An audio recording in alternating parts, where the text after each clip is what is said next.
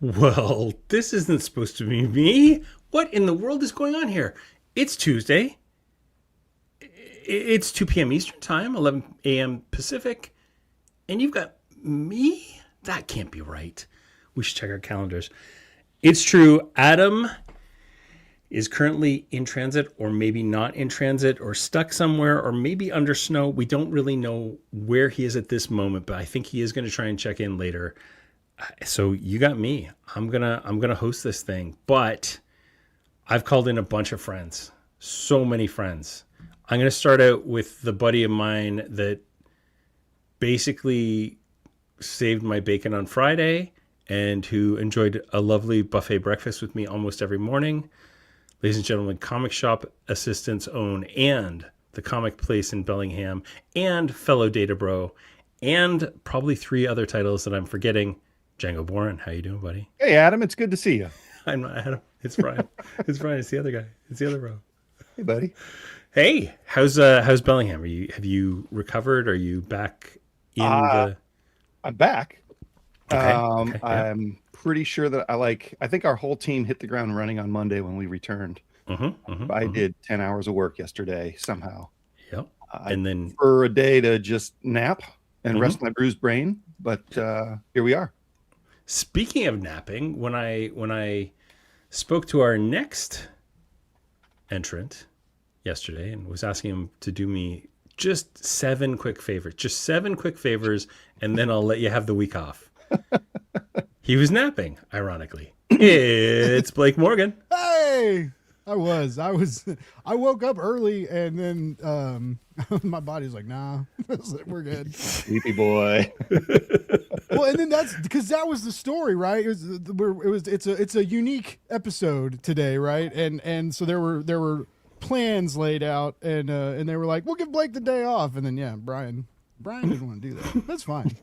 I even complained to Megan. I was like, it feels weird not. I've been like sitting around all morning, like, what do I do today? Oh yeah, what is happening? This felt like the old days. I panically created a slide deck at about 11:30 this morning, and then was jamming things in till 1:26. It's my happy place to be there. And speaking of happy places, our next contributor is the Chief. And man, I saw him schmoozing and boozing. Actually, I don't think he was boozing, but he was schmoozing with everyone at ComicsPRO. And I think he's got a really good story that we can share if we share it about the Comics the Magazine party. It's our Chief, Joseph Keating. Hello. Yes, definitely no boozing, but plenty of schmoozing. There was a lot of schmoozing. Yeah, a lot of schmoozing. But it was easy because people were really excited. People were just like, "Oh, you're doing a magazine that's about having fun with comics." Like, all right, we like fun with comics. Let's talk. So it was cool. It was fun. Yeah, it was a blast. And the guy who was pretty much at your side the entire time, director of business development. Oh, he's ducked out of the way, but there he is, Gabe Yoakum. Oh, we're here, and I swear I didn't just wake up 9 minutes ago. Yeah. You told me you were busy with something. My head was buried in the pillow. That's busy. That's busy with something. How was the show for you, Gabe? Because you've got an interesting. It was wonderful. I'm sorry to step all over you, but it's always wonderful at ComicsPRO. Like I haven't been since 2023, so this was a bit of a homecoming for me, and one that I was very, very much looking forward to because of what we're all building together. But I didn't. I always expect it to be a good time and kind of feel like a family reunion to some degree, but I never expected to walk out of there as high as a kite like I still feel like I am today. Well, we were in California. That was just a contact high I gave. That was a contact. That's a good point. Yeah, I did not stop at any dispensaries despite my overall sort of vibe. me and a comic book creator I won't mention accidentally almost did because he was hungry for a snack. We were walking down Sunset, And we're like, oh, there's a really fancy grocery store here. We'll go in there. And then we go in, and it's all marijuana products. Neither of us partake. So it's just like, well, this is not a Whole Foods after all. It's different around here. I bought some Mentos at a dispensary while we were down there. And believe it or not, the Mentos in dispensaries are apparently really stale. I think it's maybe not their core offering. Mentos not fresh and full of life? Yeah. Come on. Yeah, Mentos taking your teeth away. I warmed them with my body and they got a little bit better. That it's so gross that you were offering me Mentos all week, and now I know why. Django's party trick is that he likes to give me warm things. It's so gross, so gross. I know, it's not right. It's not right. So I want to save like the real good stuff for the show. Yeah. But does anybody have a little anecdote they'd like to share? Something fun that happened? Yeah, I got a good one. What do you got, Blake Morgan? I bumped into Jonathan Hickman in the foyer or whatever. Yeah. I Midwestern me, I was just like, oh, sorry, and then I looked up and saw who it was, and I was like, oh shit. I don't usually bump into people like you. And he goes, okay. And I was like, oh my God, why did I say that? Hickman's a cool dude. Don't worry about it. He's totally No, cool. it was just, but that was like the first, like big recognizable person I saw, because it was the what was that Wednesday night, like the first creator signing night. Yeah. And so like, it was just like, I was hyped, and I was, everything was cool, and yeah, I was running. I think I was running to get a wire or something, and I bumped into this guy, and it ends up being like Jonathan Hickman, and that just like that kind of set the vibe for the weekend though, because it was just like you never know who you're gonna see when you turn around a corner. It was crazy. Yeah. Wait, Blake, you were hyped? I was pretty hyped. Man. That was my entire takeaway from that story. Blake was hyped. What a rare occurrence. I got a little bit of one. Oh, I guess we all have one. When I used to work at Image Comics when it was in Berkeley, and our local comic shop was Comic Relief, Roy Root store. Yep. And they had this, they had an auction for Bink. And so one of the things on auction, and it was the most tempting auction of all time, because it was all stuff for, this like group of weirdos, right? But the thing that I bid on, and I'm happy to announce that I won, was Rory made a list of comic books for libraries. Yeah. Back in 2000. Yeah. And it's this fascinating look into what were the books that he was pitching to make this market totally pop off. And for anyone who knew Rory, you'll be happy to know it smelled like cigarettes and was slightly stained. And it was just anyway, I thought it meant a lot because I love that guy. I miss him a lot. It was cool to get that there. So thank you. Titan Comics actually donated to the auction. Just want to thank those guys. I love that kind of ephemera. That was a cool night. That totally lived up to all the hype I'd heard going into the week. The auction was awesome. It's the best party. It's so fun, and just all that. Yeah, and how much did it raise for Bink, Blake? 61,000, and I actually heard there's more, because they have to finalize the silent auction. We went on too long. So many people were so generous with the donations and stuff to auction. We had to cut it early, so the next day they silent auctioned the rest of the stuff. So they still have to finalize. Oh, that's not even the silent auction stuff? No. Mm-hmm. Yeah, so it may be 65, 66. Dude, I think it might be $75K. Depending on. Because there were some items on there that were going for $500 to $1,000. Whoa. Yeah, for sure. I'll tell you my auction story, because I gave away a website, and when I stood up on the stage and they announced that it was website built by Brian Garside, Managed Comics, I swear to God, I heard boos in the back corner. And I was a little bit crestfallen. I was like, oh, I just thought it was, one of my competitors is booing. Oh, okay. So we do the thing. It ended up going for $3,500, which was awesome. Went to Jen King, so I'm really excited to work with her.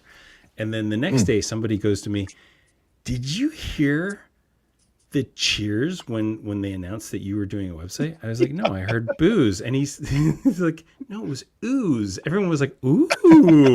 And I heard boo. I was saying boo earns. It was. Producer Kyle the Exhausted. I was actively cheering because that was my contract until she bought it from you to build her website. I'm so excited to not have to build her website. That's amazing. You're not really selling this experience for me, Kyle. No. No, like For charity. You're going to build a great website for her. Yeah. And you're going to do it in a timely manner, and it's going to be professional. And it was going to take me till 2030 to get it done. Fair so, enough, yeah. like, this is great. Like, and she's going to have a much better website because you're doing it rather than this schmuck. Yeah. So, like, the second she starts bidding, I go, oh, thank God. Like, If it wasn't Jen, I was going to go for it. Hard. Yeah. Well, you're probably going to get one anyway. So. Yeah. Because you just can't stop making websites. It's true. Well, I just wanted my band to have a website. It's like That's a what Jeff said, one-page too. kind of deal. Jeff said the same thing. Yeah, he did. Like after that, I had probably at least 3 stores and one major publisher come up to me and say, I know you said you're not doing them anymore, but would you do more? This was not supposed to be a lead generation tactics. Damn My it. big heart. Right? Sure. Dang it. Wink, wink, Yeah, wink, wink. we'll make you. No, it wasn't. Honest to God, Dave. Honest to God, it wasn't. But I may actually have to hire people to help me build websites because there's a huge demand for it and it makes sense. So we'll see. Yep. So before we jump on live here, I'll tell my quick little fun piece. Joe and Adam and I went to dinner on, oh God, I don't even remember what night it was now. Sunday night. At Cantor's. We went and had some meats, right? We had some meats together. And you see, it was really nice to meet Joe in person because I'm often the biggest man in the room by a long margin. Large margin, right? Like I'm 6'5" and 350 plus, right? And when I saw Joe eye to eye, I was like, all right, these are my people. Wonderful. Yeah. So he takes us to Cantor's and we proceed. Have you ever seen the episode of The Simpsons where Homer gains weight to go on disability so he doesn't have to go to the and his belly is hanging over the bar, the towel bar, and he's really 315 instead of 300? This is how I felt when we sat down at the booth at Cantor's because my belly was literally sitting on top of the table for an hour while we ate pastrami. And it was a good pastrami, though, right? Like it was worth it. Worth every moment of pain. No question. My favorite restaurant in the world, by the way, is Cantor's. Amazing. Michelin star from me. Stuck in time. Stuck in time. Amazing stuff. I'll tell you, the both years we've seen that place between the 2 hotels called Crab Avenue, and I keep threatening that we're going to eat there. Was it good? It was actually not bad. Really good. It was, yeah. I thought about it every day. I was like, I bet it's got good seafood. Adam and I ate there. It was like an episode of Kitchen Nightmares in the lobby. There's no question. You're going, wait, is that like a chair that is from like a Parisian cafe? Yeah. Everything's mismatched. I got fried food to be safe. Adam, in his intense bravery, got seafood jambalaya. That guy right down there did the same thing. You're out of your ever-loving mind. But you know what? We Yelped it. We looked it up on Yelp, and it had a ton of 5-star reviews. 1,000 reviews and like 90% 5 stars. I was shocked. So I was like, okay. But I had already ordered the fish and chips, which were not spectacular. No, They weren't as good as I had were hoped. okay. Yeah. But everybody else was like, oh, yeah, my seafood jambalaya that could kill me is delicious. I love how no one got crab. Like the restaurant has like crab in the title. It's like, we Gabe, it's not specialize that- in crab. Blake, Crab. No Blake, crab. it's not that kind of crab. Yeah. Oh, Yeah, it's actually called all right. it's actually called Crab Avenue. Not Hey, I'll tell you this. Let's light this candle. Yeah, let's do it. Blake, do you wanna push the magic button? Yeah. Clock in first. Here we go. Okay, no, push it. Here we go.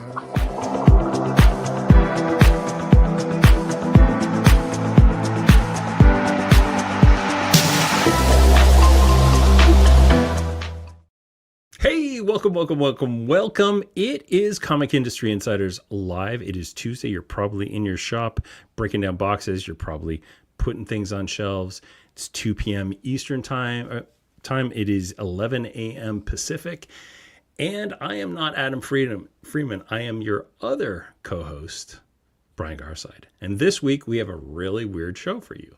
We're back from ComicsPRO, and we have a deuce of a hangover for you. So we are going to, this is pretty accurate. Adam and I feel like we were hit by trucks, and Blake's just having a good old time carrying around a comics magazine. That feels pretty accurate. So this week we're going to do something a little bit differently. We kind of gave Blake the week off, which means he doesn't have to push all the buttons. I'm probably going to stomp over him and accidentally push buttons. And I didn't even have to let him make the slide deck. I went ahead and made like the most professional slide deck possible. And we're going to get right into it right now. And we're going to talk about the rundown. Okay, it may not be the most professional, but it is a slide deck. And sometimes 1 out of 2 ain't bad. So we're a little tired. It's been a rough week. I threw this together at 11 a.m. and there's probably going to be some mistakes. So before we get to that, I want you to check out comicpreviews.com. You can go to getcomicpreviews.com, or you can use your phone on the QR code there and check out our new website. It's going to have massive updates this week. I'm really, really excited about it. We had some really great conversations with publishers and distributors about getting more and even better content on there. But this is my iteration of what I think Previews World from Diamond should have always been. So yeah, check out comicpreviews.com. And also, of course, the Prana Bullet. You need to get on the Prana Bullet and get that email every Friday that tells you all the most amazing things that have happened in the world of comics. Things like our hard-hitting headlines. And instead of just doing this by myself this week, I'm going to bring in a few guests. And yet that is the most professional hard-hitting headlines you've ever seen. So I thought instead of just, me yammering at you guys, it's better if we have some co-hosts. So I'm going to bring in, oh my gosh, I am going to bring in a massive surprise first. Literally breaking news. This gentleman just arrived on the scene. Ladies and gentlemen, it is Adam Freeman. Look at you, buddy. You're here. I honestly wasn't sure I was going to make it. It's, this is going to be one of those days where everything gets juggled until all the balls fall. That's I love it. We were ready to roll without you. So having you here is just an extra bonus. Well, that's all right because I'm going to jump out of here early anyway. So, I'm glad you're all here. Yeah, I'll just full disclosure, Adam wrote this headlines graphic. It's spectacular. Well, why don't you and I kind of bust out some of these headlines, and then we'll bring in some guests as we go through, because we've got a really, really good slate of guests, and I'd love to hear their impact, their impressions of things. Excellent. All right, how many? I have absolutely no idea what headlines we're talking about, except for maybe the ones that I wrote up. So there you go. Let's go. How many brain cells do you think you're working on right now? Oh, 30% max. Nice. I think I have 8 total. So, all right, let's get started. So I want to talk about, and this is perfect timing that you arrived here. Sure. I want to talk about your keynote, or not keynote, but your speech that kind of kicked off the entire thing. Yeah. And this is how you started it. You showed all the parts of your business. Tell the folks a little bit about this slide. Okay, so Prana Direct Market Solutions got started as just me essentially creating an LLC for doing the consulting that I was going to be doing. And because I started meeting these people and seeing the needs that needed to be done in our industry, the holes that I felt like we could fill, we just started creating little things and attaching them onto this umbrella that I built. Let's go around the room. Prana Bullet, our weekly newsletter where we talk about all the comics, the industry of comics, everything that's happening in it, of all of the new stuff. And we actually post the only top 400 single issue, the bestseller list in the country, which is informed by 600 stores and something like 80,000 consumers. Like, we're really proud of that, and it's growing, and that's going to grow huge this year. Brian and Django and I had a lot of time to talk about that over the week. Comic Industry Insiders, weekly podcast where we talk about we talk to a wide variety of people behind the scenes of the comic book industry. We learn what they know, what you can learn to bring to your business or career in comics. It's an opportunity for me to sit down with these folks that I've known for many, many years and just like really dig in. And we've had some amazing guests, and I hope you all dig deep into that ever lengthening list. Comic Industry Insiders Live is a weekly podcast that I do with this guy who does stuff, and I still don't really know what this thing is. And sometimes it's 60 minutes, and sometimes it's 90 minutes, and most of the time I feel like it probably should just be 30. It's a tight 60. It's a tight 60 from now on. Today, tight 60. Prana Publishers is our publishing aggregator that we do for smaller press that maybe have trouble getting distribution, and this kind of sales and marketing that we are able to put together as Prana. This is something that we've been doing now just this past year, and we started off with Source Point Press. Actually, I think we started it off with our friends Tyler Main and Renee Gerlings. Then Source Point Press. Then I think we've got Pesto coming in. We've got American Mythology coming in. We've got a list of people that we are scheduling right now that I'm not going to talk about. But basically, it's our way of giving them access to the catalogs through Lunar Distribution, Universal Distribution, and Diamond UK. And then developing the kind of sales and marketing program that the bigger companies have that most smaller press never really get a chance to. So really proud of that service. Comics the Magazine is a monthly magazine that will be out. It's going to be out a week late for the first one. I'm saying it for the first time out loud right now. I apologize.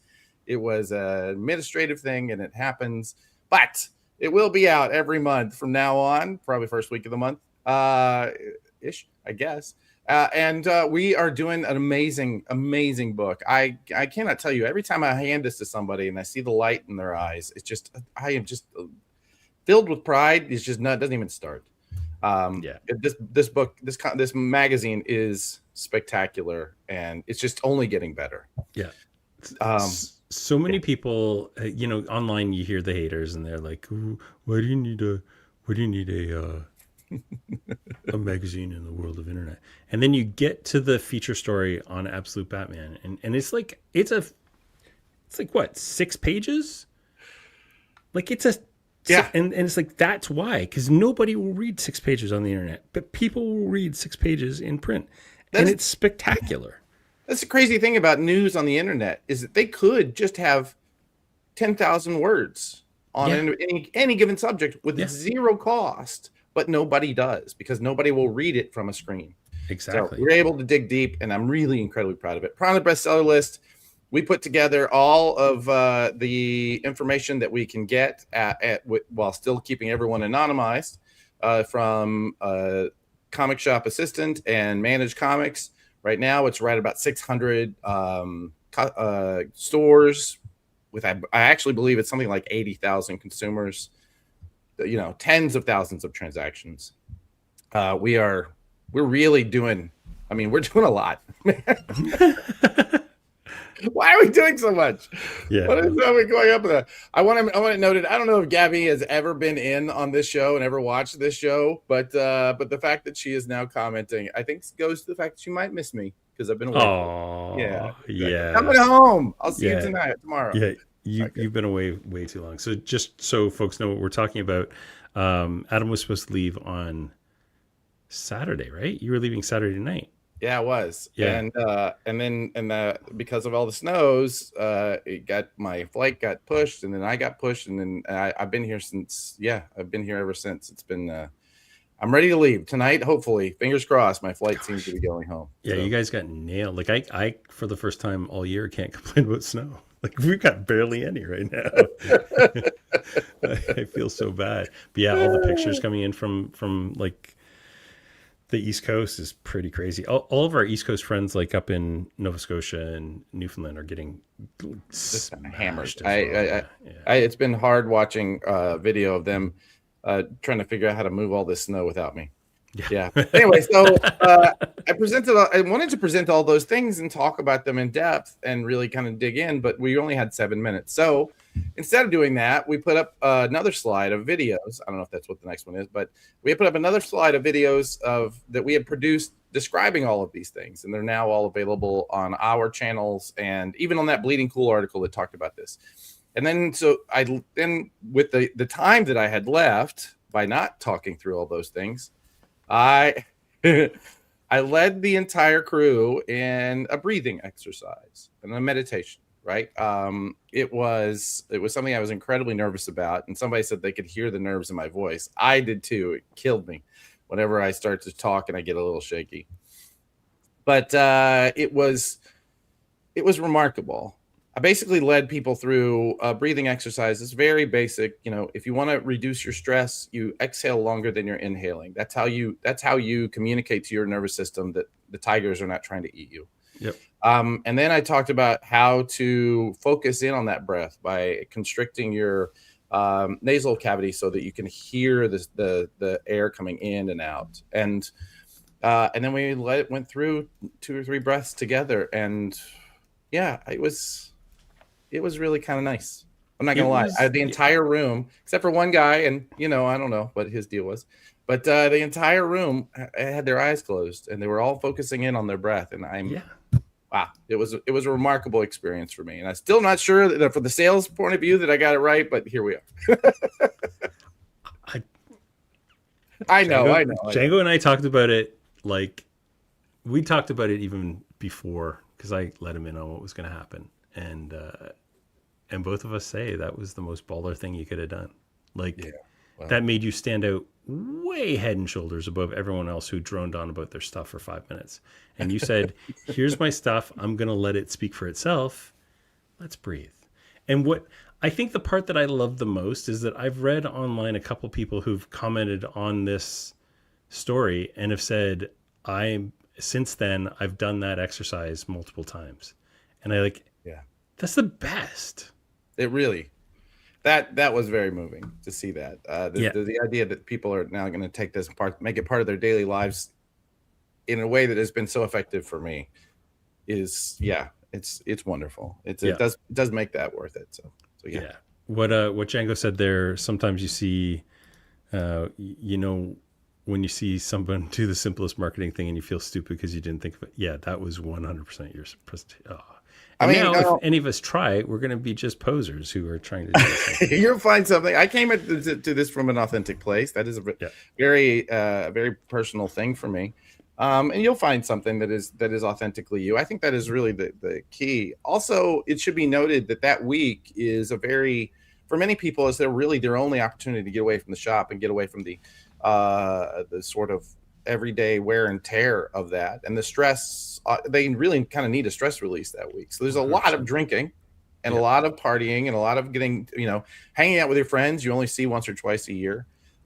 Somebody referred to ComicsPRO as like church camp, and that's exactly what it feels. It has as someone who has been to church camp is exactly what it feels like.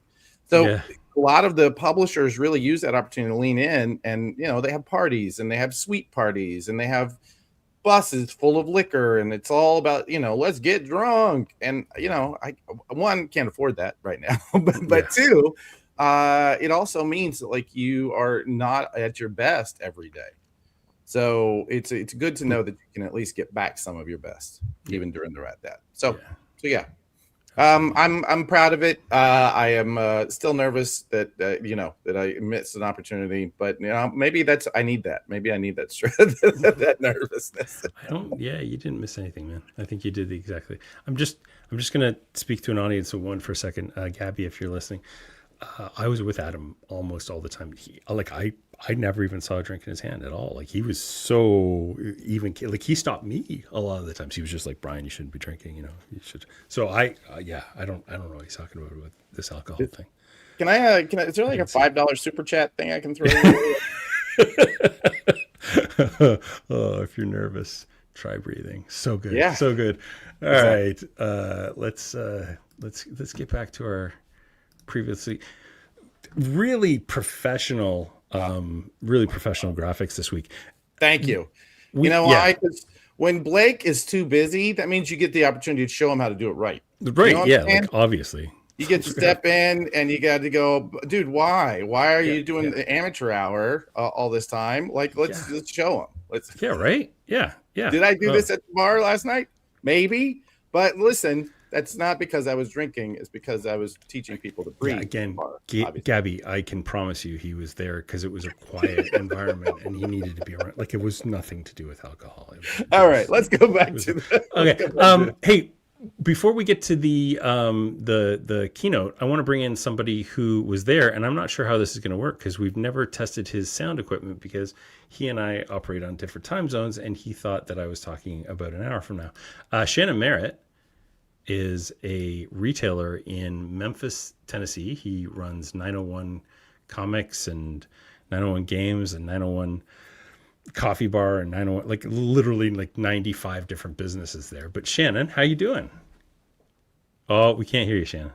Yeah, you're on mute. You're going to need to unmute your mic. You got a little mute icon there, buddy. Oh, you're still muted, buddy. Oh, boy. This is usually How about this? There we go. There you are. Right. Yes. I thought I unmuted it. I apologize. No worries. So Shannon was he was there as a retailer. This is your second year, right? At ComicsPRO? It is my second year, 100%. Yeah, we went last year to Burbank. We went to the NYCC event. New York Comic Con, yeah. So did that last year, and then also did it. Well, 2024 went to that, and then went to Glendale last year, and then went to NYCC again this year, and then this year. So yeah, twice at the big one, and I guess you would call it the baby one at NYCC. So yeah, we you have an interesting perspective because I mean the rest of us I don't think got to see retailer roundtables, and we didn't get to see a lot of the keynotes. We many of us were wearing the scarlet lanyard of don't go into certain places. Some of us just didn't wear our lanyards because they didn't like the fact that they weren't allowed to get in places with their lanyards. Not me. Like not it was other people that I saw doing that. But yeah, what did you? Well, let's talk about Kirkman's presentation first of all, because Robert Kirkman did the keynote. What did you kind of take away from that? Unfortunately, I'm so sorry. I let Joseph handle that for me. Okay, so what did you doing other things? Sorry. I had to drop you off. So you missed the keynote. I missed the keynote because I can't remember what I was doing. I was doing something else that had to be done. And then, but I let Joseph hang out for that. I'm so sorry I can't add anything. That's okay. That's okay. You know who can? Django and I were in a hotel next door, and we did because we were both wearing the red scarlet lanyards. Didn't let you look. So we watched the keynote from across. What did you take away from the Kirkman keynote? Just that Robert Kirkman is responsible for a lot of us selling a lot of comics. It's true. Very true. Smart guy with good ideas. And also about a half hour before the big announcement, I almost texted Jeff and said, it's going to be Mask. Yeah. And then it turned out to be Mask. And I'm so stoked. What I'm really hoping is that when they cross the Mask guys over with the G.I. Joe guys, that all the Mask guys are about just a little bit shorter. Right, like they were in the action figures. I want smaller cars. I want smaller dudes. Out of scale. Oh, that's too good. Yeah, he kind of went off the cuff because he said that he wasn't going to prepare anything, and then he prepared things, and then I almost feel like it was detrimental to have prepared because he went through his notes and was kind of confused by his own writing a couple times. But overall. Do you mind if I'm going to bring, I don't want to spend a whole lot of time on this one, but I do want to bring Joe Keating to the stage. Joe worked with Robert. He knows Robert well and that team. And I know that he had some thoughts on that keynote. I'd love to hear them. I mean, I was not going to miss it. Robert always puts on a good show. He's always got something to say. He always gives me a lot to think about. Like I feel like just leaving a conversation with him, much less a keynote with him, like it really gets you what stuff whether it was like not related to what he was talking about directly, or like how we approach this, or like what the market's going to be. I was left very bullish, not just about Skybound, which I'm always pretty bullish about, but just like where comics are going in general.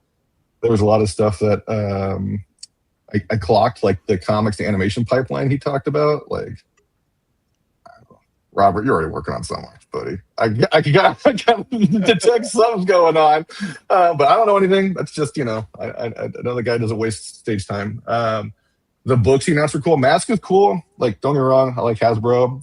But that book Terminal he's doing with Joe Casey and like Andy Kubert, right? And Art Adams and Jay Finch, like that's going to be a banger, So it was just like, it was cool because it wasn't just, hey, buy my stuff, but it was like, here's why I care about comics. And I grew up loving Transformers, and now I'm doing the Transformers thing. And, let's all make new stuff and, new spins on old stuff. And I don't know, I thought that was, I disagree with him on Batman. I'm a big Batman fan. I don't know. That is a bang-on impersonation, though. Like that sounded. Worked with Robert for a while. That was amazing. That was awesome. Yeah. It's funny too because he brought up something that we heard from a number of publishers, which is like, if you're going to buy one, buy two. If you're going to buy a couple more, try a couple more, which I loved. But my counter back to them would be, if you're going to print one, maybe print two. Maybe make it easy for me to reorder. I don't know. Maybe. I'll share if you'll share. Yeah, it's and I know that it's bigger than that. Like, they've got warehouse issues to deal with and things like that. But still, if we could share in that burden, I'm really biased here. Like I said, I love Skybound. I love the people there, not just Robert, but like Sean Makowitz and Arun and Alex Antone and Blake there, other Blake. It's a great team of people. So I know they really go above me on. Yeah, it was exciting. No, yeah, and I'm not picking on them. Like every publisher kind of had the same idea, and I'm like, yeah, sure. I think that sounds great. So that was fun. What else did we do? Oh, and so Django, I think you and I were stuck in a meeting when The Dark Knight returned. Oh, dude, that was nuts. I did not have a meeting. I made sure not to block out that period of time. Are you talking about the panel they did? Yeah. Yeah, so folks, they just had Frank Miller and Klaus Janson on a panel for like 40 minutes. NBD. Frank Miller and super excited about that. That was huge for me. I mean, they weren't really, I guess they were trying to push the 40th anniversary of Dark Knight Returns, but not really trying to sell anything. And I really liked the fact that it was a Q&A session, and they showed me things about the Dark Knight Returns that I didn't even know, and I've been reading that. I've read that thing 30 times at least. So it was a really cool experience. Of course, I'm a huge Frank Miller and Klaus Janson fan anyway. That was an amazing experience for me. Frank Miller and it was Klaus cool too Janson, they haven't really been together for quite a while, right? Like I thought they had a fairly significant falling out at one point. I can't hear anybody. Not that I'm aware of, Brian. Oh, okay. Because there was just a couple news stories I read just made a big deal about the fact that they were in the room for the first time in a long, long time. So I wasn't sure if it was just the first time in a long time because they just Well, I mean, I'll just back up what Shannon was saying. I own Dark Knight Returns probably 9 different editions, and once they do more for the 40th, I'll own it in 10, 11, 12. Yeah. But there was stuff they were talking about in terms of like the process they worked in. Like there's a cab driver who infamously looks like Walt Simonson in the book. And there was a lot of debate between Frank and Klaus, like whose fault that was, and stuff like that. And but to see guys who created one of the most important works of fiction of the 20th century, like pal around and like talk about this, just the process and the struggle with it and then creating it I mean, like I was saying with the Skybound thing, I was left just fired up. I mean, I'm still on a high over that conversation. So I hope it's online. That's the one that I'm saddest I miss. And I know Django was like, we got to get up to this panel. And then we were in really great meetings. Bad scheduling by I was in a great meeting and I was like, I have to go. Frank Miller and Klaus Janson are next door. Goodbye. I have to leave now. You're just better at comics than we are, which is I really am. I really am. I love them. That's It awesome. was nice to meet you, Ghost of Stan Lee, but I got to go see these guys. Okay, I had to put myself in to tell this story, right? There's two stories, really three. But so we find out that Frank and Klaus are coming, right? And we found out Thursday that it was definitely happening because it was kind of a, are they just going to announce it or are they actually going to be here kind of thing? And when they announced it, it was like, okay, great. Then Friday morning, I get a message, hey, Jim's coming. And I go, Jim who? And they're like, there's only one Lee. Jim. Somebody says like, Jim. There's only one. Well, because they were telling me that Yeah. some guy named Larry was doing the panel and that Matt was going to have the slides and like, okay, great. So like, for all I know, Jim is just some guy they're bringing in to like interview them, right? Right. So like, and they're like, Lee. I'm like, oh, okay. So they get to the show, and they hide him in this green room because they would have gotten mobbed by us if they hadn't. And so Marco comes, and you know Marco, he's very even keeled, he's very and he's just okay. So we're gonna, and he's like, it's like he's mainline Monster Energy at this point. Right. And we're gonna bring him down the back hallway, and they're gonna hide behind the door, and then Jim's gonna come out. I'm like, okay, no problem, dude.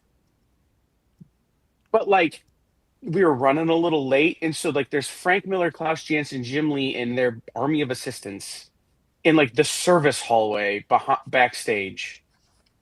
And I'm like, I'm trying to unstack chairs so Frank's got someplace to sit. And they come in and they do the panel, and it's great. But every 2 seconds, one of the assistants was asking me to make a change to like the way it sounded, the way the cameras look. It's like, you're an assistant. Like, stop. Yeah. And then we get to the end, and Baby Blake is so excited to show Jim Lee Comics the magazine. He almost tackles me coming around the table to give Jim Comics the magazine. I go, bro, he does not need Comics the magazine while he's just gotten off stage presenting Frank Miller and Klaus Janson. Like, and Blake's, you could see in Blake's eyes, like, he had blacked out. He was so starstruck, so into it. He had absolutely blacked out. And it was maybe the highlight of my show was like that moment for Blake.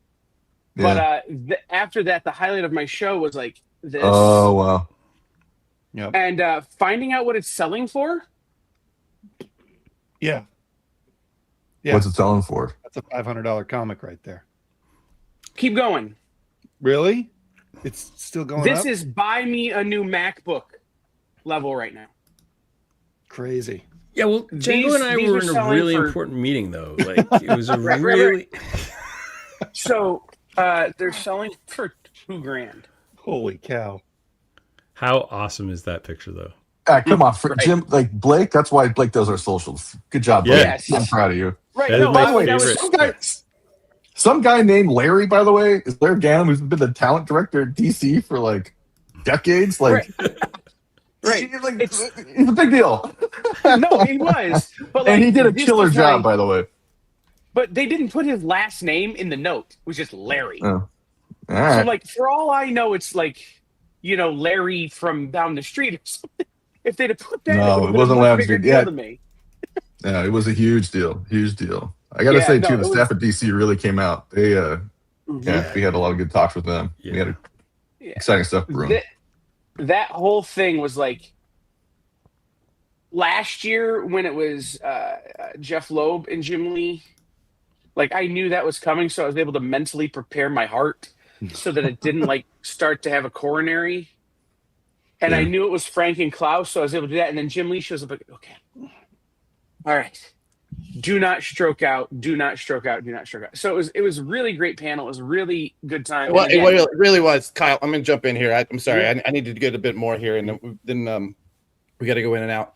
One of the things I want to say, though, is about the support that DC gave to this event that I think is the most remarkable thing. Like, they legitimately brought in some incredible talent that is so incredibly expensive, right? Yeah. You talk about Frank and Klaus and their significant others and their team, right? And that all of them are flown in from New York All of them are being put up at, I mean, they're probably not staying at the Embassy Suites, I'm guessing, you know?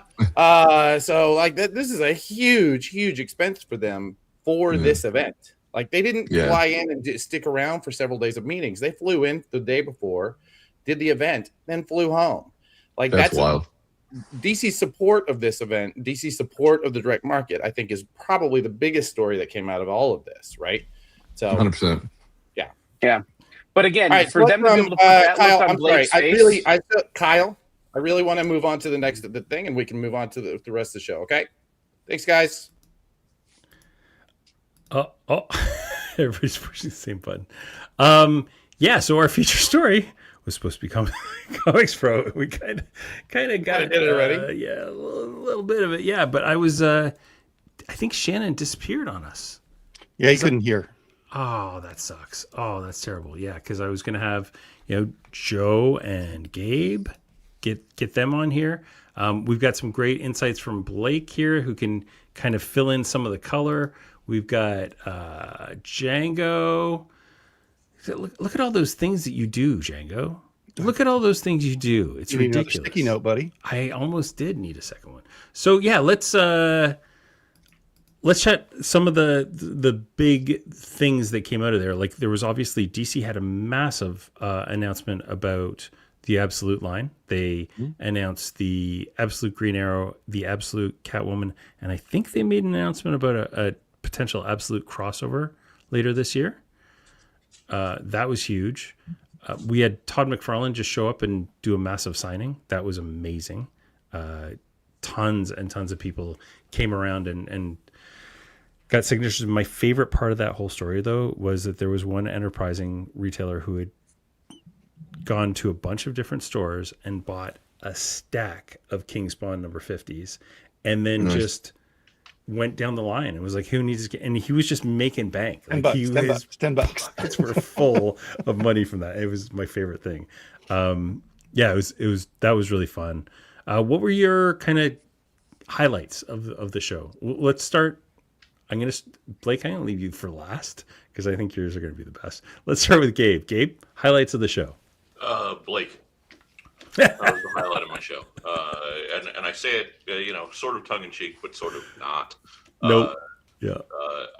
To see a show like this that I've been to, so many times, 7 or 8 times, through new, for lack of a better term, virginal eyes, and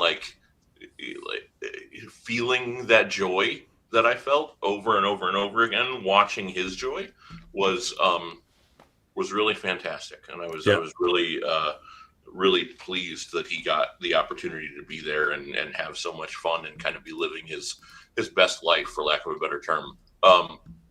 Beyond that, in a more strictly personal sense, well, I guess it's personal and professional, but as much as you don't want the twain to meet, sometimes it can't help but to this, right? The reaction to that there behind my head was overwhelming. Seems far too weak a word to describe the feelings coming out of the event. Retailers have reacted in a way that I couldn't possibly have expected. With only 1 or 2 exceptions, every interaction that I had all weekend long was, we're so excited. We can't wait to give this to our customers. Thank you for doing this. Like, it feels so needed and so exciting to be a small part of what makes this work. So the next step obviously is getting it in consumers' hands and finding out what they believe and what they think. But for right now, I am absolutely on cloud 9. And I couldn't feel much better. I think Adam at one point said, this must be what being a rock star feels like, because you're kind of like walking through and everybody's like, hey, all right, the magazine's awesome. Let's go. Yeah. And it's just like, all right, we're just doing what we think is cool. And, as a guy who, and I made this joke several times over the weekend, as a guy who's never been part of a successful comic book company, this is friggin' awesome. Yeah. Joe, Yeah. Joe, how about you? Yeah, I mean that was overwhelmingly. I mean, I concur with everything he said.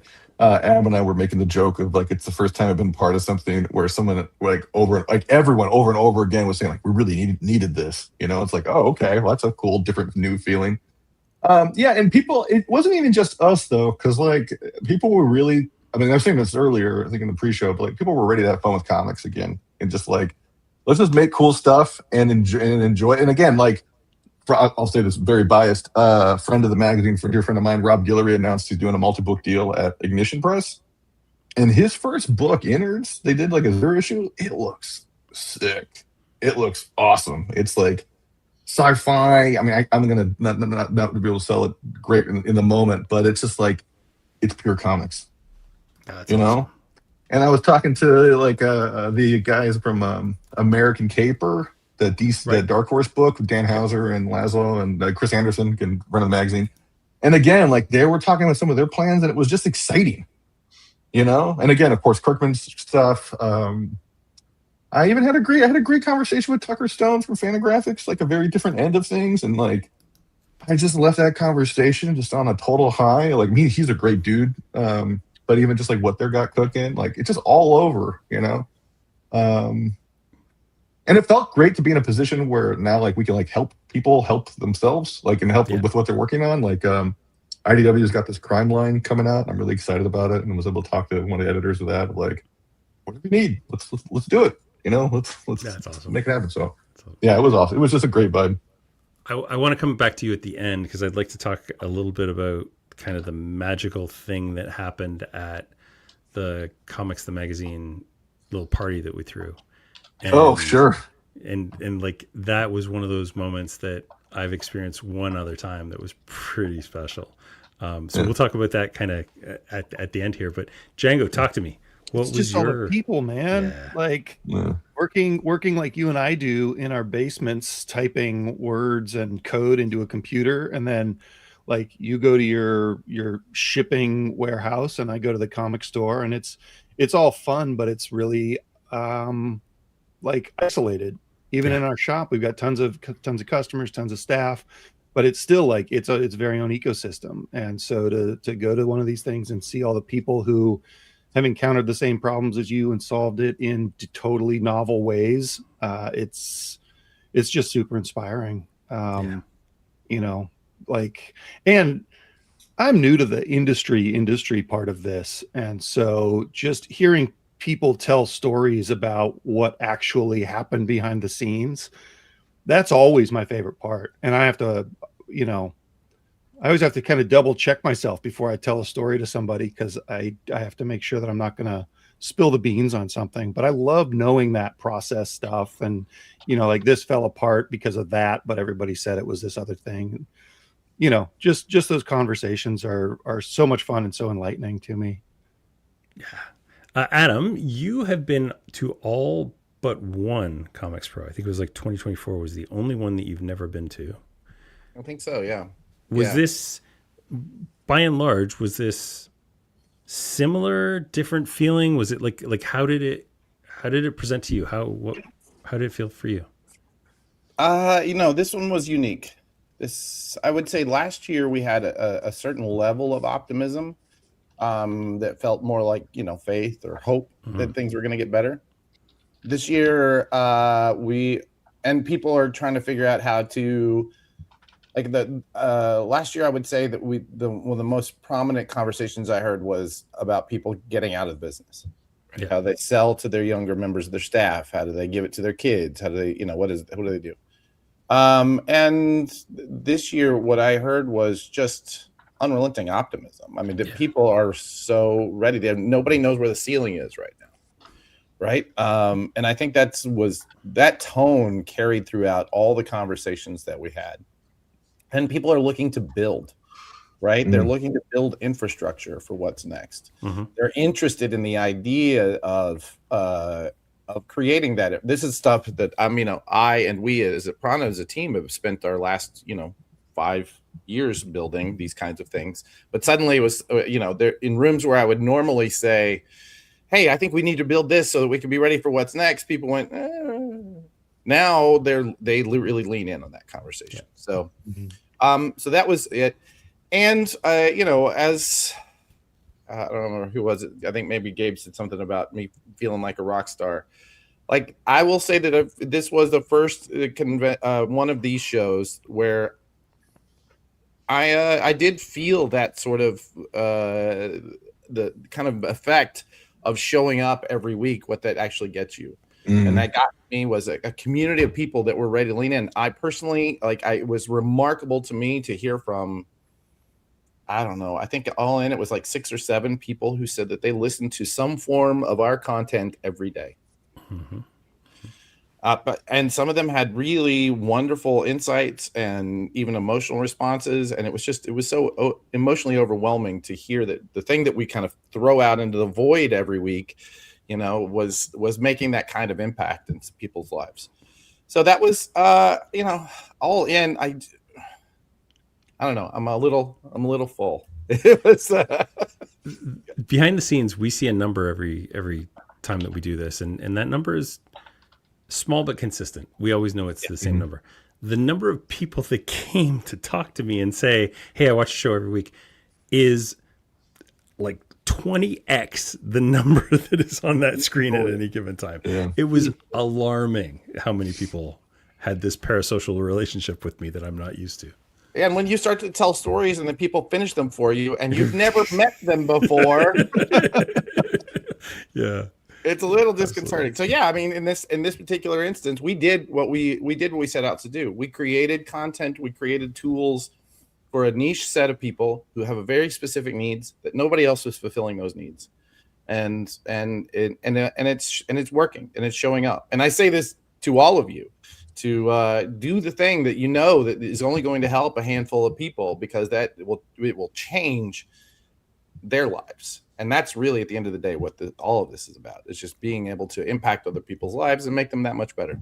Yeah. So, people are always worried about hitting a massive audience, but I've always said, and you and I have both said this, that you don't have to hit the biggest audience. You have to hit the right audience. And exactly. This weekend just proved to me that aggregation is better than scale. 100%. Right. It's also easier, honestly. Like dealing with 10,000 people is way harder than dealing with 100 people that are the right people. Yeah. Blake, I cannot wait to hear your take on this. It was like, okay. I compared it to when we got Bruce, the first year we got Bruce, his first gotcha day. Like I made him a doggy carrot cake. Bruce is your dog? Yeah. Okay. Yeah, no, this guy we found on the street. But like, so we gave him this cake, and he got to eat the cake, and almost like every hour we gave him like a new toy or like a bully stick, and almost like halfway through the day we were trying to make this special thing for him, and you'd give him something and he would like start crying. He was like overloaded with emotion and stuff, right? That's like how I was. It was like all these great things happening like all at once, and then like my body and mind almost didn't like know what to do with it, which was why I was just like a new, like rescuing a new puppy. Yes. But I mean, it was so continuous, and it's still kind of hitting me. But yeah, like knowing that we're onto something, like that was cool. Yeah. People have heard of us. People have heard of me. Like people knew me from this show, not just Blake's Buzz. Like, oh, you like I see you on Comic Industry Insiders, and then like retailers telling me that Blake's Buzz is cool when all I do really is talk about Kickstarters. Like that's awesome. Like a few people watched that Kickstarter video we made. A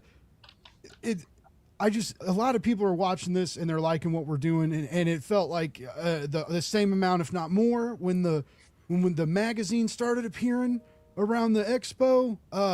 It's for people that don't know what this is, for like regular comic book people, it's like a little small town convention full of industry, like full of our rock stars. Yeah. And there's like 500 people there. Yeah. Right. So like it's so close knit. You're gonna run into everybody, and you'll have the opportunity to run backstage and run around a ballroom and try not to tackle Jim Lee as you fly through 2 doors with a comics magazine in your hand. And like I know he saw me and he was like, because I didn't realize he was so short, right? I knew he was like and so like I thought the same thing at a couple points Blake. during the thing. so I bull in a china shop like out of these two doors of like the backstage area, and they're coming out of the green room, and I was like, Jim, can I get a selfie? I was like, oh, don't yell at him, Blake. You know, I'm like having conversations with myself. Speaking of new puppies, everybody. Yeah, I was also a new puppy. And so I gave him, you know, he was like, oh yeah, let's do a selfie. And so we did a selfie, and then I was like, oh, have you seen Comics Magazine? And it was like the reactions to people, like there were so many people around. He had just like introduced the Frank Miller panel, right? Like, you know, he's got a lot of emotion going through him as well, right? And there's a giant bearded man standing over him, just like, hey Jim, whoa! And it's just like that stopped him. He stopped in the middle of the floor and he flipped through that magazine. When I totally interrupted an Oni roundtable twice by letting be like, because Matt Kent mentioned comics, like I was like, oh, I could get you a copy, and Matt was like, really? And I was like, yeah, dude. And then I came back and gave out copies of Comics Magazine to the Oni table, and the Oni guy took my camera and took a picture with all of us. Like they were all stoked. That's cool. Later, Matt has people around him, like they're sitting on a bench in the hallway between round tables, and they're flipping through the magazine. They're pointing at stuff. They're looking at it. I bumped into James Tinian in the hotel bar, also chasing after him, thinking I lost him because I caught him right before his panel, and I knew he was about to go on, so I didn't want to like be like, ah, you know. So I waited and then found him just bump into him in the hotel lobby. He knew exactly what it was when he saw it. He was stoked, and like, you know, so the industry's excited for it. The people are excited for it. People are like, I've gotten messages. People want to interview me about this convention because I'm apparently like Skybound.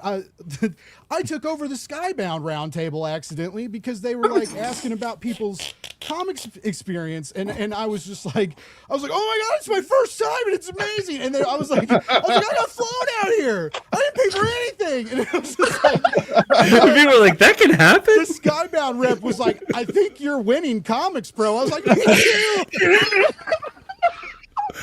So I'm really sorry for anybody that sat at a round table with me. Oh god. I made this week's thumbnail at 35,000 feet, and I desperately wanted a picture of Blake with the largest smile on the planet, because like that's all we saw all week of Blake was just the biggest smile. This is as close as I could get, but I feel like this is pretty accurate of the three of us. Dead, and what's going on here, fellas? What's happening? Oh, and I also cried in Mark London's arms, so that was cool too. But I didn't get a chance to meet Mark. I still want to. Mark, London, if you're out there, I still want to meet you. So he and Mad Cave like were very, very supportive and there for me, like Blake's Buzz days, like early on, like gave me a lot of shots and stuff, and yeah, I just, you know, and I've loved Mark as a creator too, but like the stuff he does there. But yeah, like I gave him a big hug and we were talking. I turn into Jason telling this story, like when Jason. Oh my God, that was another highlight. Everybody talks about how excited Blake was. You see how excited Rekka's Jason Blanchard was, who got me, like, Joe Keating. I work with you and talk to you like every day almost, and like you get me hyped about comics too. All you guys do, but.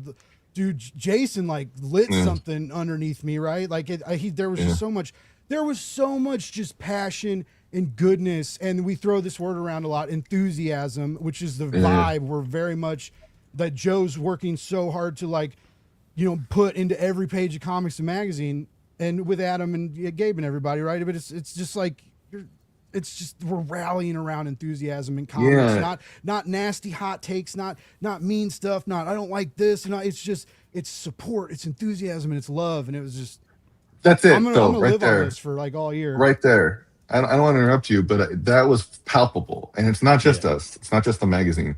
People are just ready to love comics again. Cynicism's out the door. No one cares. You know, like your angry hot take. No one cares. But just to love, like. Here's a little Robert Kirkman story. When he was just coming up with money, he would be like, I just bought this Transformers model thing or whatever, like some like old toy. Like he was spending his money on that. 10 years before he ever did Hasbro. He's doing the Hasbro stuff because he loves it. Yeah. And I think that's why Energon popped off so hard, because it's not just some cynical cash grab. It's like, this is all, Transformers is awesome, G.I. Joe is awesome, Mask now is awesome, so let's make it cool. You know, he like gets it. And again, it's not just Skybound, it's not just DC, it's just like, it was the vibe. So anyway, Blake, I'm really happy you were there, buddy. I was really grateful. Yeah. I named a lot of people, but I was very happy you were there. Thank you. It was so cool to meet. You know, the work we do is weird, right? And we get to know each other, but we talk through screens all the time, you know. And it's just getting to see every, like the first thing when Adam showed, I gave Adam like a big old hug. Like I'm so glad none of us are sick, because I was like, I gave everybody hugs. Like I'm a hugger, you know. And it's just like I just got, you know, laughing and talking comics at breakfast that first day with you guys, like. Oh yeah, like this shit all carry forever, and also shit. I hope we get more experience of this, right? Like I hope we're tabling at San Diego soon, and I hope it's like we have to bring the whole team out, because I don't know how we control this monster without everybody on site. Because honestly, like that's where I feel like we're going. Like I feel big time. I feel big time and proud, and it's, you know, like everybody. You guys kept reminding me of like, hey, you know, you're in the room and you deserve to be in the room. I heard that a lot. You do. You know what? I woke up this week and I'm in the fucking room and I feel like it. God damn right. You know, like, God damn 100%, right. brother. 100%. Dude, you were the hardest working person in that building this week, so you 100% deserve. I have 100 photos to edit of the auction. I've got a handful of video, and I want to, right? I'm excited to content, but yeah. And so on top of like all the Prana content we have to produce this week too, I have to side edit ComicsPRO which is, you know, it's good. You got this, baby. We got cool footage on the show. I'm gonna tell a real quick story, and then I know Adam's got to get out of here, so we'll do the cohort, and then if everybody else except for you.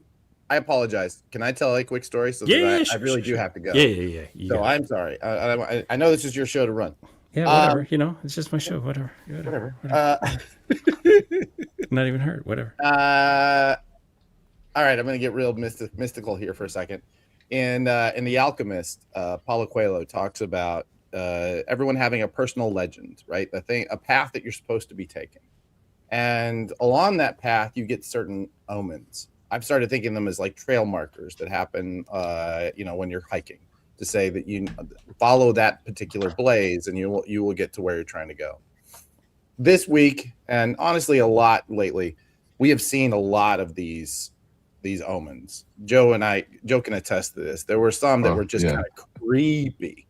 As we're going along, there were just reminders of this. One of my favorites was yesterday. Was it yesterday? I don't know. They all blend together. 2 days ago, we went to the Kirby exhibit at the Skirball, and we happened to run into what is somebody pronounce her name?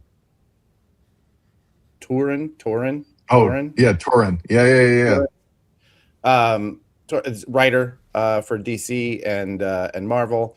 And she was there with Brian K. Vaughan.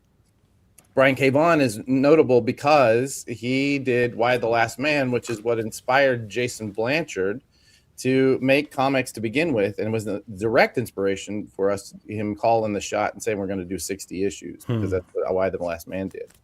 And so we got a chance to like chat with him, show him the magazine, talk about it. And again, he was another one of those people who said, "Oh, thank God, we need this." Right? And we just kept hearing that.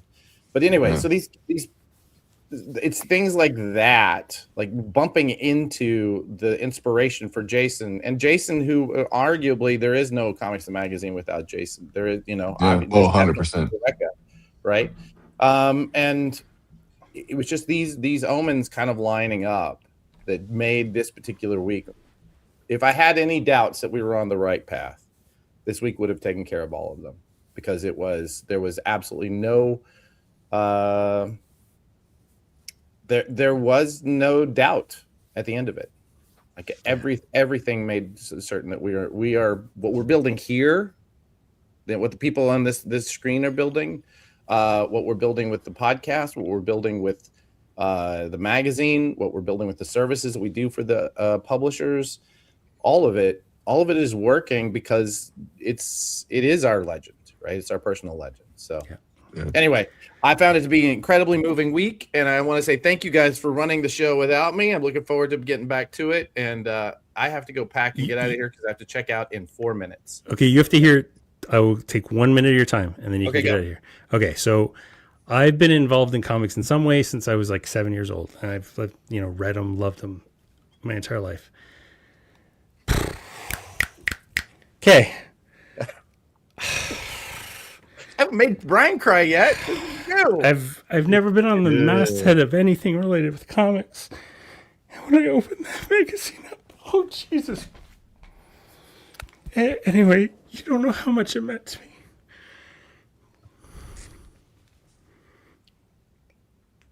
You got 30 seconds These left. are happy. These are happy tears, not sad. But yeah, it was something I didn't know I needed until I saw it. So thank you. Thanks for the website. That's awesome, Brian. Oh, okay. Okay, now Adam, go away and I'll tell the funny story. But yeah, I do want to thank you, man. It means a lot. That's You mean a lot. There you go. There, that's Let's everybody. go. That's everybody on the screen. I didn't think that was going to last in happen. the comments. Would be good. All right, love y'all. See you, buddy. Love you, man. Everybody. Travel safe, dude. Okay, now the cool story is just like there's long been a talk about the graying of the comics industry, right? Like you look around a room and it's all gray beards and it's all gray hairs, and like I'm the young guy in a lot of these rooms, and I'm 55. And this is the first weekend where I like looked around that room and there were more young people than there were old people. Oh, yeah. And that is transformative for our industry. And I think it speaks to like one of the reasons the industry is changing so much and, so exciting right now is because we have this new influx of not just fans, but it's like people that want to make this their life. Like people, significantly younger than us who, it was amazing. Absolutely amazing. There's a guy who I want to shout out specifically, and Shannon, if you're still watching, I said this to your face too, but you have, and for the life of me, I can't remember his first name. Maybe one of you do. Joseph. You have this 22-year-old kid that's running, that was there with you at ComicsPRO, and we had a conversation, and I have had conversations with 22-year-olds before, but never so impressed with one. Like, and that's not to dismiss 22-year-olds. It's to say he's so wise beyond his years. Like, it's such an incredible hire. And it's just indicative of the kind of energy that's in this, I don't know if that's technically Gen Z or Gen Alpha, but like if this is the next generation of comic book store owners and people that are stewards for our industry, we are in perfect condition. Yeah, absolutely. One thing Adam keeps saying about the magazine in general, but also just everything, and I think this goes for comics, like it's ours to lose. Like, everything is set up not just for what we do together separately, but like the industry right now. Like, we're in such a good spot, and there's been decades of lessons. You can look at the 80s, you can look at the 90s, you can see what didn't work out, and you can see when people start gatekeeping, when people start being jerks, and seeing how that doesn't work out. So it's ours to lose. Yeah. So if we handle it like a bunch of cool folks and not be huge jerks about it, I think there's potential for. And people are like, "Are we ever going to get the 90s again?" Like, I hope not. I hope it's better. Yeah. So 100%. Yeah, it was that was super, super inspiring. My funny story, and I think I don't know how many of you have told this, but Billy Flake, who's one of the principals at Coliseum of Comics, was outside just talking to a dude. And, it was beautiful, sunny, and I was out there, and Billy goes, "Hey, come here for a sec." So I come over, and he goes, "Hey, Brian, I want you to meet Ed. I got to run to a panel." And Ed starts talking to me, and it didn't clock at first. And he's like, "Hey, do you want to see a preview of Criminal?" And I'm like, "Is this Ed Brubaker?" And he shows me a 20-minute like preview of criminal, and we just talk for an hour and a half. And I look at my watch at one point and go, oh, I think I missed a panel. And he's like, oh, you missed a panel? Oh, yeah. And I was like, yeah, I'm supposed to be on it. I think technically I was a co-host. And he's like, oh, you should run to it. And I'm like, I think it ended an hour ago, Ed. We'd been talking for an hour and a half, and my panel was like 12 till 12:30. Yeah. So sorry, Adam. I get starstruck by retailers. Yeah. Like, yeah. It's so weird to be like, oh yeah, here's all these amazing people who I've read their comics and love their comics, and all I want to do is talk to this one person who inspired me as with their shelf layout. Yeah. You know, like it's ridiculous. And I love the rest of it too, but like that's where the real inspiration comes from for me. That, like, usually that's my favorite part about going to one of these things, because Django and I tend to just like grab a car and drive to a bunch of shops. Like in Chicago, I think we did 16 shops. Oh, well. In LA last year, I think we only made it to like 3 because LA is so darn spread out, and we were out on the road for like 6.5 hours.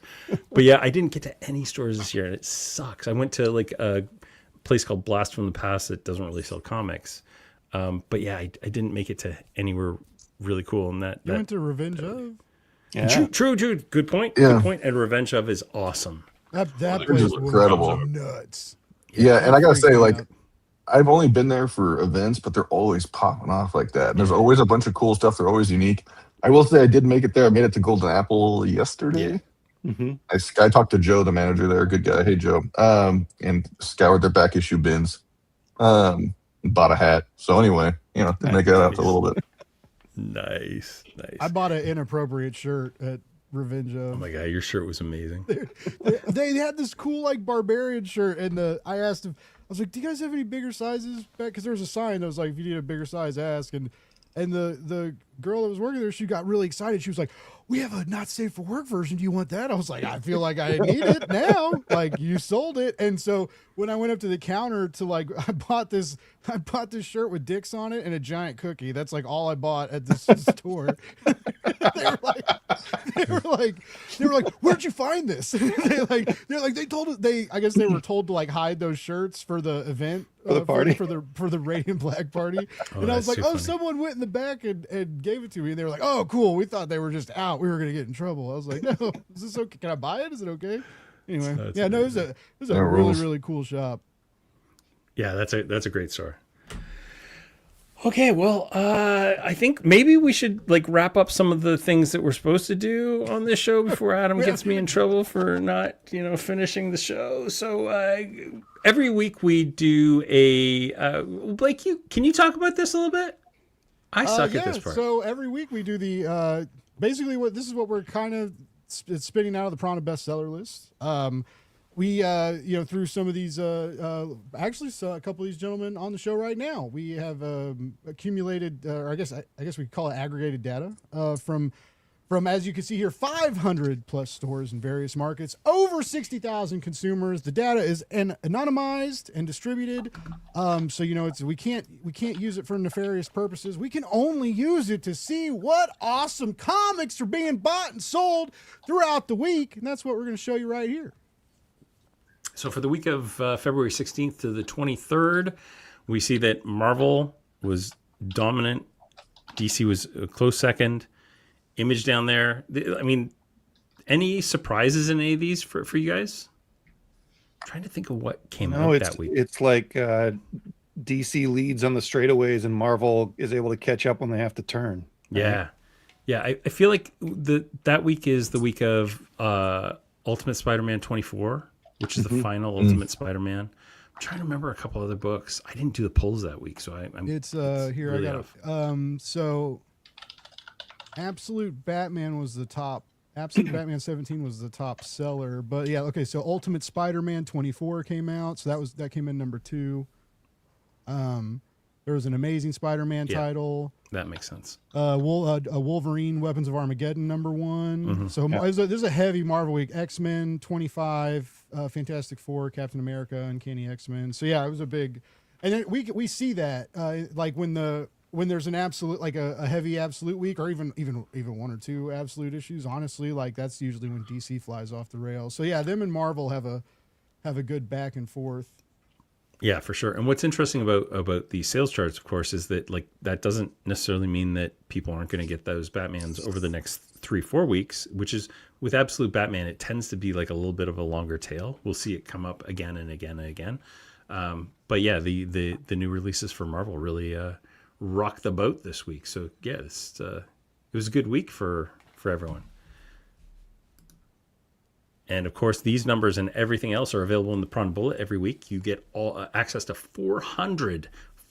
And every time I say that, I get a little bit mad at Adam that he's giving that away for free. 400 of the best-selling titles every single week. And all you have to do is use your phone to get a QR code or go to pranadm.com.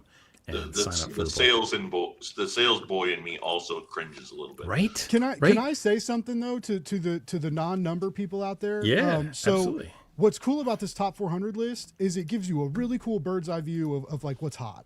Mm-hmm. You can go all the way through it and get real deep into it, or you can look at the top 25. You can look at the top 10. You know, I say this to all my friends and they laugh at me. The more work I get in comics, the harder it is to stay up to date with what is coming out on a regular basis, right? Because we would all not have jobs if a ton of comics didn't come out every week. And so it's a really cool bird's eye view of some cool books to check out, what's selling. If you do YouTube shows like I do or a podcast, and you know, it's really good info to have, and it's real easy to riff off the data that we give you every week for free. So like use the link we just dropped in the comments and sign up for the newsletter. Yeah, absolutely. Absolutely. And Blake, I'm going to give you this slide because I can't do it justice. Okay. Oh my God! Negative Bird is still live! You can still go there and back it! And did you know? No, you didn't know, because it keeps happening randomly. Joe Pruitt is sitting on piles of just art he just finds it. He's got a historical backlog of gorgeous original pieces, and he keeps dropping them on the Zoom campaign page. Oh my God! All you gotta do is go there. You go there, get awesome art, get awesome books from awesome creators and retailers. Our wonderful retailer friends. We love you. Zoop loves you. Joe loves you. We'll work with you if you want to put in a larger order. We'll work with your shop. So get on over to the campaign page and support indie comics. Because what time is it? It's Tuesday at 2:08 Central. That's 3:08 Eastern. That's 1:08 PST. That's a great time to support indie comics, folks. 12:08. 12:08. Whatever time. 1:08 Mountain, though. You were almost there. Guys, I wish we could get just a little more enthusiasm. Yeah, come on, Blake. I get paid by the decibel. All right. Like when you do that, I always think of the scene in Raiders of the Lost Ark where Marion flips the mirror around and hits Indy in the face. And then he screams and she just leans over around the mirror and says, "What'd you say?" And I always want to do that when you're done shouting at us. What'd you say? Guys, I'm gonna throw an impromptu plug for this little thing. Django, tell us what this is. Oh, this is a web-based point of sale for comic stores and game stores. My partner Jeff and I run that, and we have about 120 stores signed up, growing pretty fast since ComicsPRO. It runs everything from your cash register to your time clock and all your ordering, all your FOCs, subscriptions. It does it all, and we're so glad to have stores excited about it. And holy cow, I need to update those old screenshots. Those are like 3 years old now. Yeah, but look at that robot. Look at that robot. Pretty cute robot. So great. So great. So yeah, that's Comic Shop Assistant, which is available in some of the better comic stores out there. And some of the other comic stores are also using Managed Comics. And someday we're going to merge and we're becoming, what is the name that you always give it? You don't want Managed Comic Shop Assistant. You want like Comics. Django and Jeff present a Brian Garside joint. So yeah, if you go to managedcomics.com, you can join our webinars, get help, and sign up, and all that good stuff. And finally, gentlemen, talk to us about Comics the Magazine. Tell us what this thing is. It's genuine enthusiasm from comics and print, starting off with Batman, absolute Batman. Would you look at that cover? Yeah. Would you look at that pretty cover? Cool. Yeah. Look at this. Look at this. We got Chew in there too. Look at that. Yeah, it's amazing. A week from Wednesday, right? Well, it got a little delayed due to some 2 weeks from Wednesday. Yeah, little things outside of our control. Let's put it that way. No, but that's great because that means that some of us can still sneak copies into people's hands even earlier. So, you know, if you know a person that's involved in Comics the Magazine, you might be able to bribe them into giving you a copy. Wait, we're not allowed to. If there are any retailers in the Metro Detroit area, please reach out. Gabe at pronadm.com. I'll come by the shop. I'll drop them off. It'll be a great time. I might even bring treats. What if and we're whatnot? He will definitely bring a rate card. I'll tell you that right now because those things are flying around.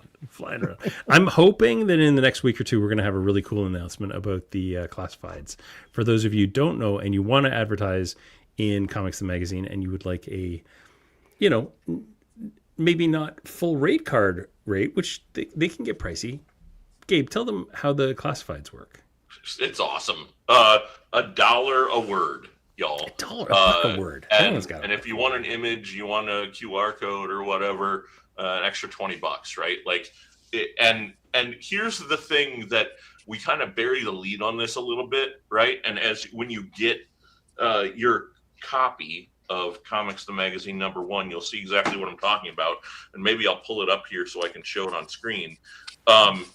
You don't just get a classified ad. You get a classified ad designed by Rico Renzi. Yeah, it's pretty great. Spectacular. Okay, like this is not a small thing. It is a small thing physically. It is a large thing, transcendent emotionally. Yeah. I suppose. I love Adam's pitch for this because I think it's spot on, and I never would have gotten there. This is what social media was before social media. Yep. And returning to the physical version of that, we had some discussions over the week that kind of make me want to be more intentional and physical in everything that I do, you know, like online. And this is the perfect example of that. You have a collection you want to sell.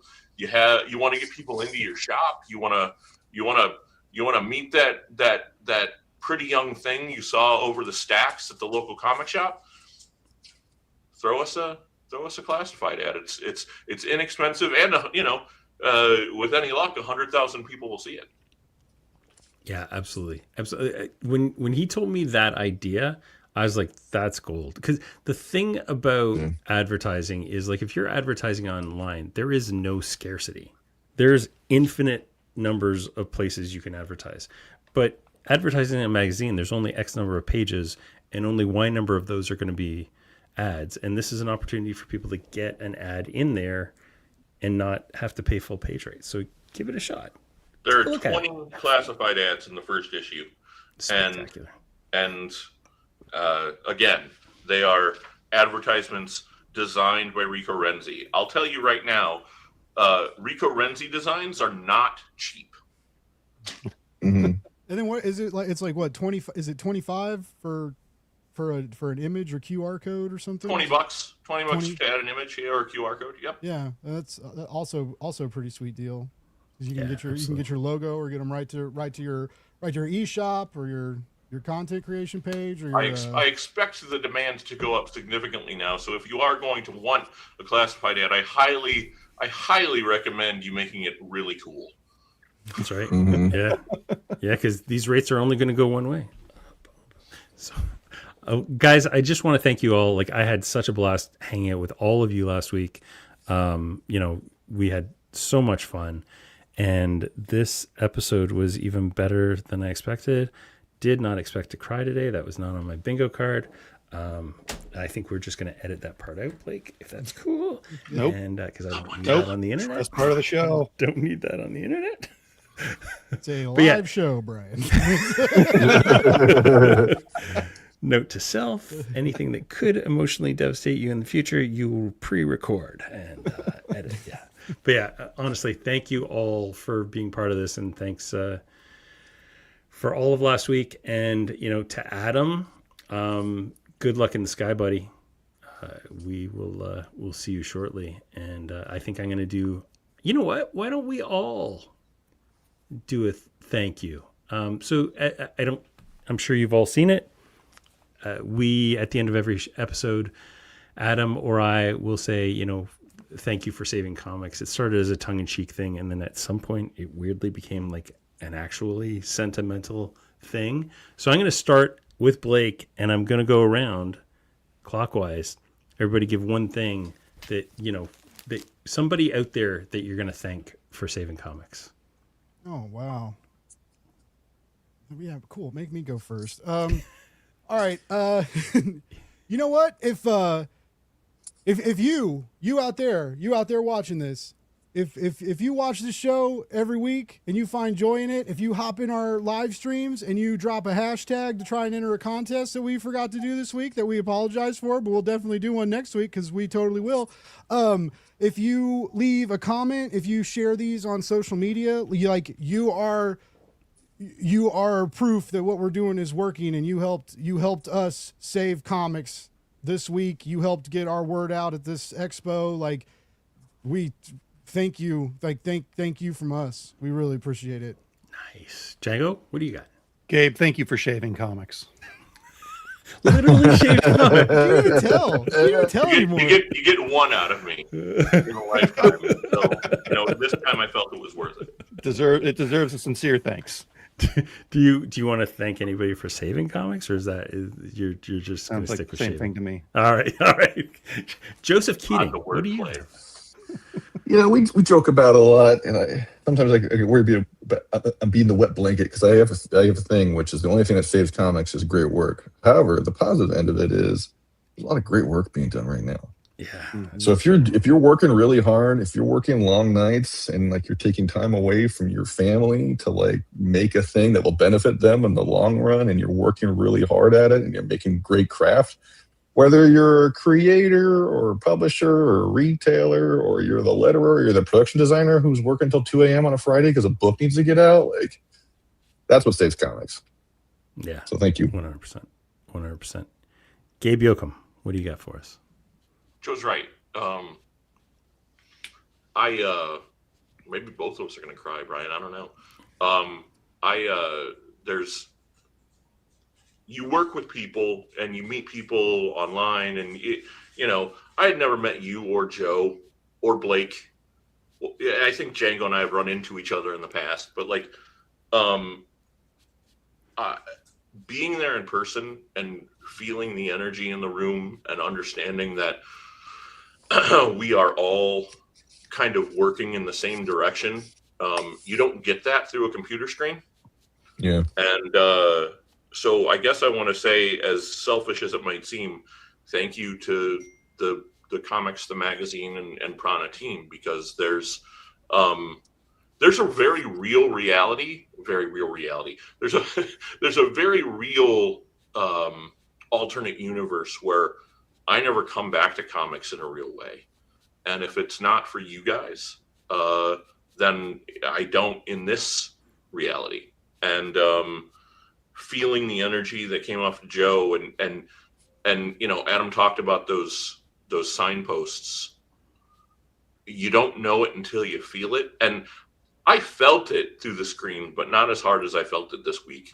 And so thank you to all of you for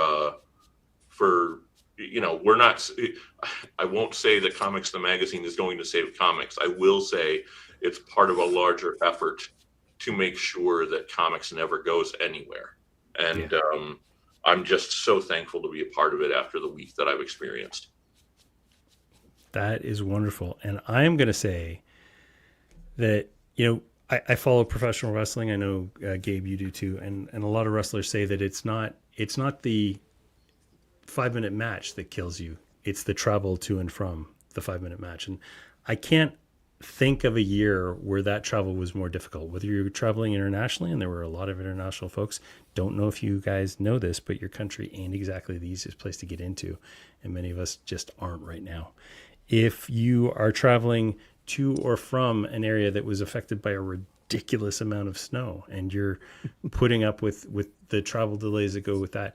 If you're just one of those folks that decided to fly out of Burbank and had to take some ridiculous connecting flight in Newark to get over to Boston, like, God bless you all. Like, thank you for doing the work to help save comics, because you know what? You help save comics this week. Namaste, y'all.